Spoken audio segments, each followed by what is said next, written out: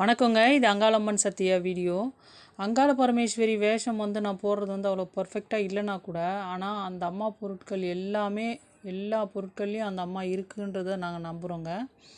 வேஷம் போட்டு முடித்ததுக்கப்புறம் கூட அந்த பொருட்கள் நம்ம கை கால் படாமல் ரொம்பவும் அதை பத்திரமா தான் கொண்டு வருவோம். அதே மாதிரி அந்த அம்மாவுடைய பொருட்கள் எதையுமே நாங்கள் நார்மல் டைமில் யூஸ் பண்ணுறது கிடையாதுங்க. கொலுசு உட்பட, கொலுசுலாம் வெள்ளியில் தான் வாங்கியிருக்கேன்.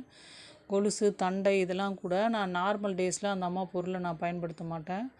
அந்த அம்மா வேஷம் போடுறதுக்கு யூஸ் பண்ணுற எந்த பொருளையுமே நாங்கள் மற்ற நாட்களில் நாங்கள் பயன்படுத்துவது கிடையாது. ஏன்னா அதில் இருக்கிற ஒவ்வொரு பொருள்லேயும் அந்த அம்மா இருக்கிறாங்க அப்படின்ற ஒரு நம்பிக்கை தாங்க.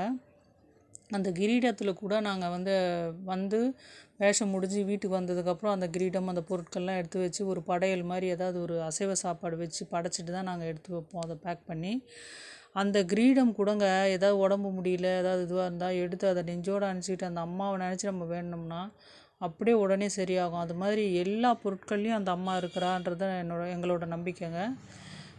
இதை பற்றி நீங்கள் கமெண்ட்டில் உங்களுக்கு என்ன கருத்து தெரியுமோ